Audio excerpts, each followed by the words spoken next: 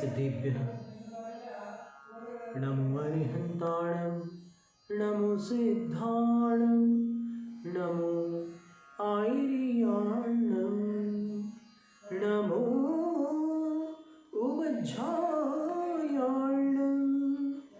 नमो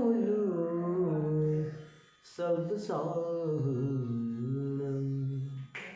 त्रिलोकवर्ती त्रिकालवर्ती अरहंत सिद्ध आचार्य उपाध्याय सर्व साधु परमेष्टि भगवंतों को विनम्र नमस्कार।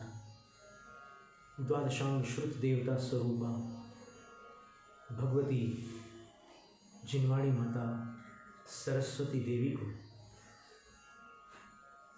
भक्तिपूर्ण वंदन। दीक्षा शिक्षा गुरु आचार्य विद्यासागर महाराज को नमोस्तु। भारतवर्ष में विराजमान सभी आचार्य उपाध्याय साधुओं नमोस्तु। गणिनी आरिका माता जियों को और शेष आरिका माता जियों को वंदामी। ऐलक क्षुल्लक महाराजों को और क्षुल्लिका माता जियों को इच्छाकार प्रतीक्षाकार।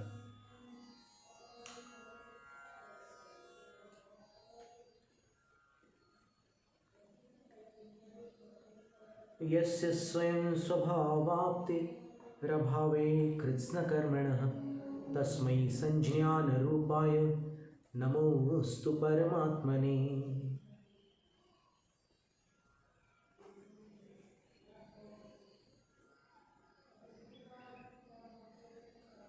चार बार आत्मा शब्द है 22वें काव्य में और चारों के भिन्न भिन्न अर्थ हैं। आचार्य कह रहे हैं कि ध्यान करना है तो दिव्य चिंतामणि तो अपनी आत्मा है। और कैसी आत्मा?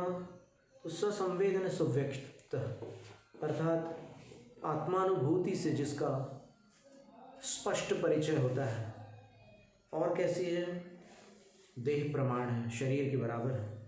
और कालापेक्षा देखो तो न उसकी कोई आदि है न कोई अंत है, अनादि अनंत है, अविनाशी है और अत्यंत सौख्य संपन्न है। लोकालोक विलोकना, लोकालोक को देखने जानने की क्षमता वाली वह आत्मा है, वह दिव्य चिंतामणि है। उसका ध्यान लगाएं तो सिद्धत्व का वैभव निश्चित प्राप्त होता है। और ध्यान लगाने की प्रक्रिया बताते हुए आचार्य महाराज ने कहा कि इंद्रिय समूह को नियंत्रित करके अर्थात पांचों इंद्रियों को वश में करके और चेतस एकाग्रत्वेन, चेतस अर्थात मन की एकाग्रता पूर्वक आत्मवान, आत्मवान का अर्थ होता है रत्नत्रय से संपन्न। और रत्नत्रय की दो परिणति होती है। एक सविकल्प दशा जो होती है रत्नत्रय की, उसको भेद रत्नत्रय कहते हैं, वो प्रवृत्ति आत्मक होती है। जब साधु लोग प्रवृत्ति में होते हैं तब वो भेद रत्नत्रय में स्थित होते हैं। और दूसरी निवृत्त्यात्मक होती है। निवृत्त्यात्मक जो रत्नत्रय है वो ध्यानावस्था में है। उस समय निर्विकल्प समाधि होती है और निर्विकार स्वसंवेदन ज्ञान होता है। ये योग और उपयोग की शुद्धि को, योग की शुद्धि को निर्विकल्प समाधि कहते हैं और उपयोग की शुद्धि को निर्विकार स्वसंवेदन ज्ञान कहते हैं। शास्त्रीय शब्द, घबराइए मत। जो थोड़ा बहुत जानते होंगे उनको ये बात रुचिकर लगेगी और जो नहीं जानते वो श्रद्धा से सुन सकते हैं। तो ये अवस्था जब होती है साधु की ध्यान में, तो आचार्य कह रहे हैं आत्मवान सन तुम अभेद रत्नत्रय से संपन्न होते हुए आत्मानं ध्यायेत, आत्मा का ध्यान करो। तो आत्मवान जो है वो उस जीव के लिए कहा गया है जो रत्नत्रय से संपन्न है। लेकिन उसको कह रहे हैं कि वो ध्यान करे, अभेद रत्नत्रय में जाकर ध्यान करें। प्रवृत्तियों में काम नहीं चलेगा, गुप्तियों में जाना होगा, निवृत्ति में जाना होगा। समितियों से विराम लेकर गुप्तियों में जाकर ध्यान होगा। और ध्यान किसका करना है? आत्मानम। यहाँ पर आत्मा शब्द जो है वो जीववाचक नहीं है, क्योंकि उसका विशेषण जो दिया है आत्मने स्थितम आत्मानम, आत्मा में स्थित आत्मा का ध्यान करना है। तो आत्मा में स्थित का मतलब जीव में जो स्थित है उस आत्मा का ध्यान करना है। तो जीव में स्थित कौन सी आत्मा है? तो यहाँ पर ये बड़ा गूढ़ रहस्य है, ये आगम का सार है कि आत्मा में स्थित जो आत्मा है वो आत्मा का त्रैकालिक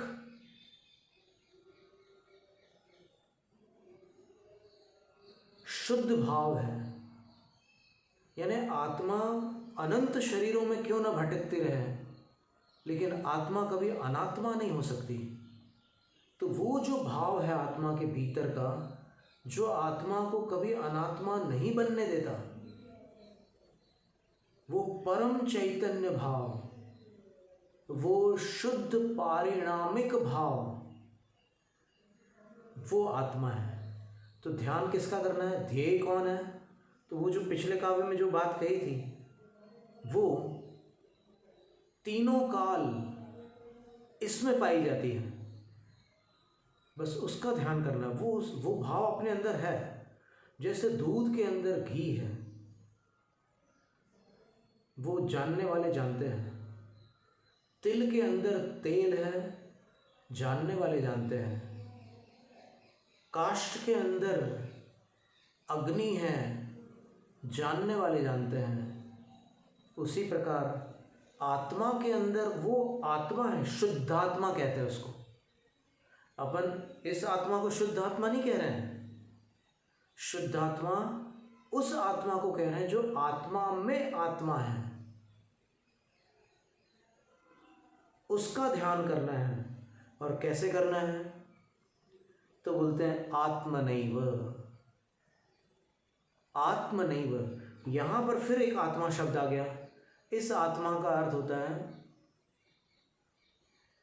ब्रह्म ज्ञान।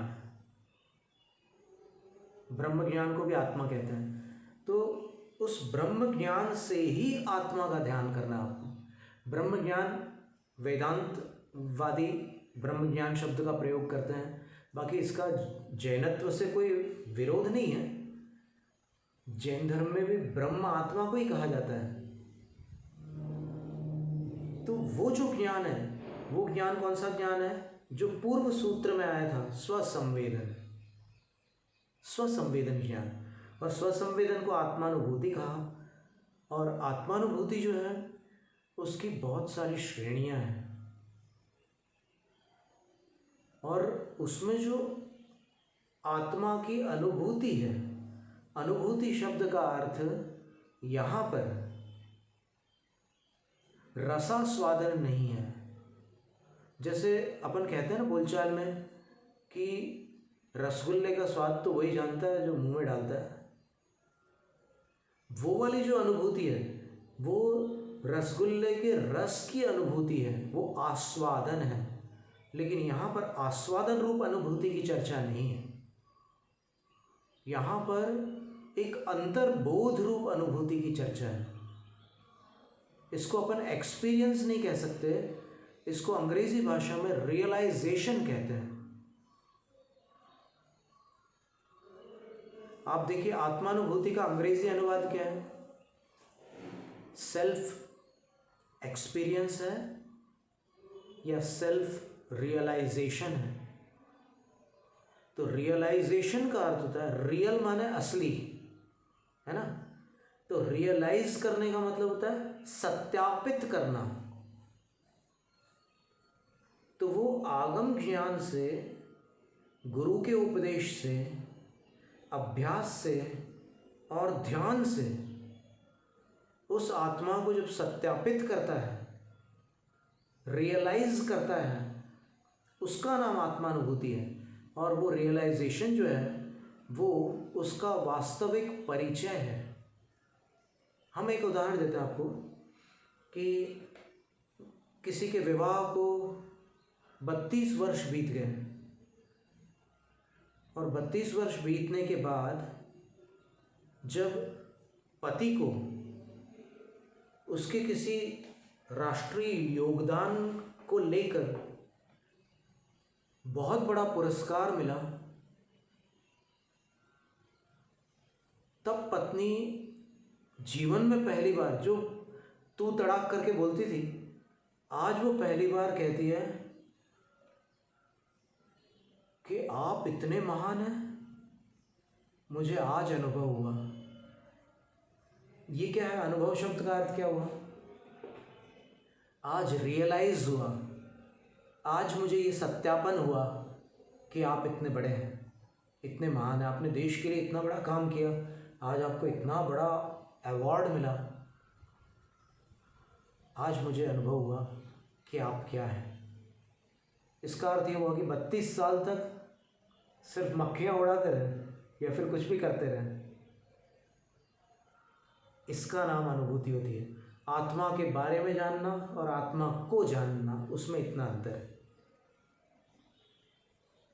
इस अनुभूति को, इस स्वसंवेदन को, इस निजानुभव को आत्मज्ञान कहते हैं। इसको ब्रह्म ज्ञान भी कहते हैं, आत्मबोध कहते हैं। देखिए कितने शब्द हो गए? स्वसंवेदन,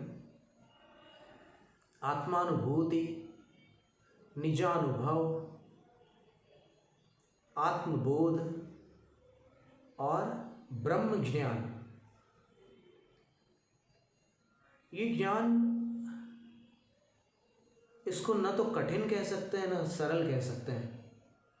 सरल इसलिए नहीं कह सकते क्योंकि ये बिरलों को होता है, और कठिन इसलिए नहीं कह सकते क्योंकि जिनको होता है उनको होने में देर नहीं लगती। वो अगर एकाग्र होकर आगम को समझ ले तो ये ज्ञान हो जाता है। और कहते हैं कि आत्मा को जानने से पूर्व परमात्मा को जानना आवश्यक है। परमात्मा को जाने बिना आत्मा को नहीं जाना जा सकता।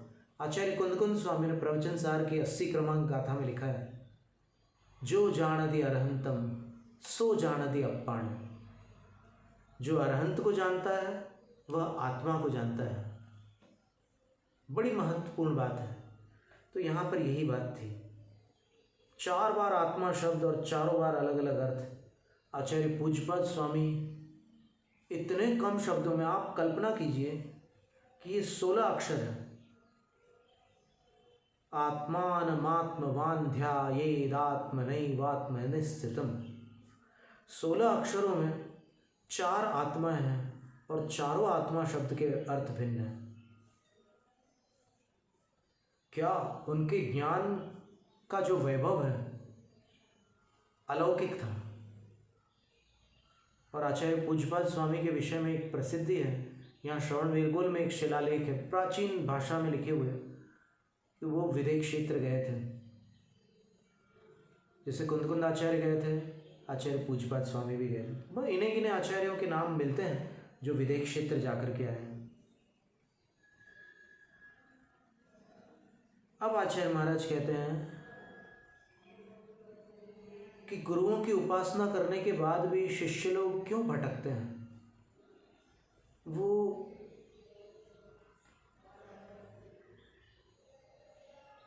सारे के सारे ध्यान प्रेमी क्यों नहीं बन जाते?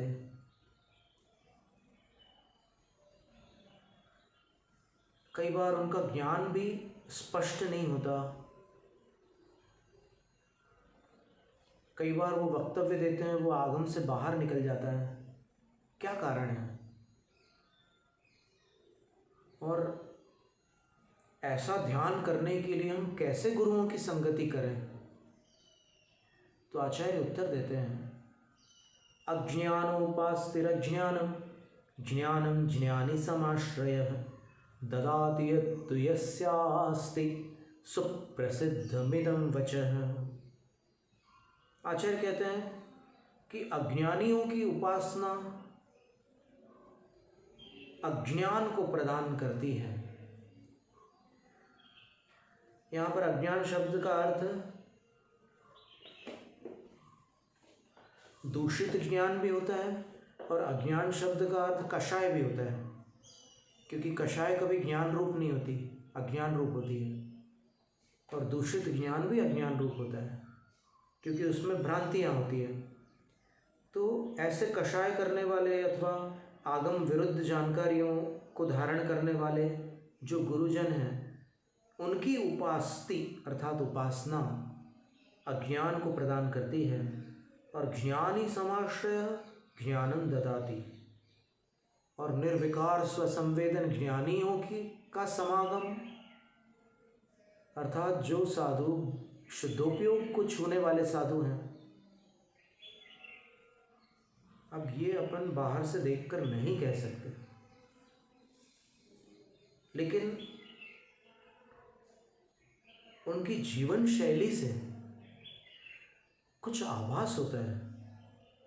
उनकी रुचियां देखकर पता चलता है कि ये रुचियां अंतर्मुखी है या बहिर्मुखी है।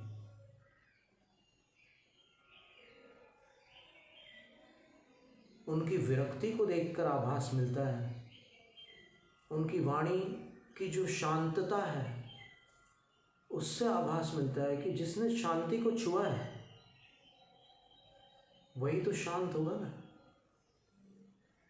और जो शांत होगा उसके वचन भी आकुलता से रहित होंगे। ऐसी कुछ बातें हैं।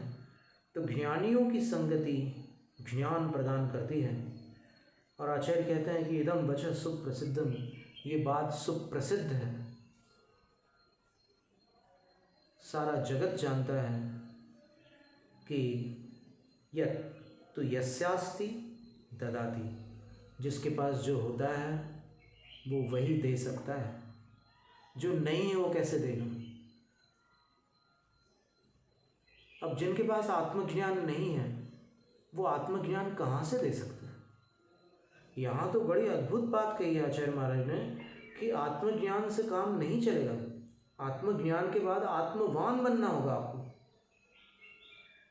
और आत्मवान बनने के लिए आपको अभेद रत्नत्रय में जाना होगा। आचार्य कुंदकुंद स्वामी क्यों कह रहे हैं बोही लाहो सुगई गमनम समाहि मरणम जिनगुण संपत्ति उमज्जो। बोही लाहो क्यों बोल रहे हैं वो? क्या उनके पास बोधि नहीं है? बोधि का अर्थ रत्नत्रय होता है, लेकिन फिर भी वो कह रहे हैं कि मुझे बोधि की प्राप्ति हो। तो रत्नत्रय की दो अवस्थाएं हैं, एक सविकल्प अवस्था है, एक निर्विकल्प अवस्था है। तो आचार्य महाराज अगर कह रहे हैं कि मुझे बोधि की प्राप्ति हो तो सविकल्प रत्नत्रय तो उनके पास है ही। तो जो नहीं है उसकी भावना कर रहे हो, मुझे निर्विकल्प बोधि की प्राप्ति हो, ये अभिप्राय है उसका। और उसका नाम यहाँ पर आत्मवान है। तो अपने में स्थित, यहाँ पर फिर आत्मनि स्थितम, इस आत्मा का अर्थ जीव है। तो अपने जीव में स्थित, फिर आत्मान, फिर से एक अलग आत्मा शब्द आ गया जो परम पारिणामिक भाव है, जिसको जीवत्व कहते हैं। आत्मा में स्थित आत्मा, परम पारिणामिक भाव, जिसको शुद्धात्मा कहते हैं, जो त्रिकाली ध्रुव है और उसमें कभी कोई फेरबदल नहीं होता। उसका ध्यान करने से आत्मा में फेरबदल हो जाता है, आत्मा परमात्मा हो जाती है, लेकिन वो वही रहता है। जैसे स्वर्ण में स्वर्णत्व होता है, समझना इस बात को, वैसे ही आत्मा में आत्मत्व होता है, उसको आत्मा कह रहा है। वो आत्म तत्व है और ये आत्म द्रव्य है। अंतर समझना। आत्मनिस्थितम, यहाँ पर आत्मा द्रव्य है, और आत्मानम ध्यायेत, जिसका ध्यान करने को कह रहे हैं वो आत्म तत्व है, और ध्यान करने वाला जो है वो जीव है, आत्मवान जीव है। और ध्यान कैसे कर रहा है? तो अपने स्वसंवेदन ज्ञान से, अपनी आत्मानुभूति से वो आत्मा का ध्यान करेगा। ये बात है। तो इस तरह आचार्य महाराज ने आज ये कहा। एक एक दिन के एक एक काव्य समझ लीजिए अपन। 23 दिन हो गए लग रहा है। जैनम जय शासन।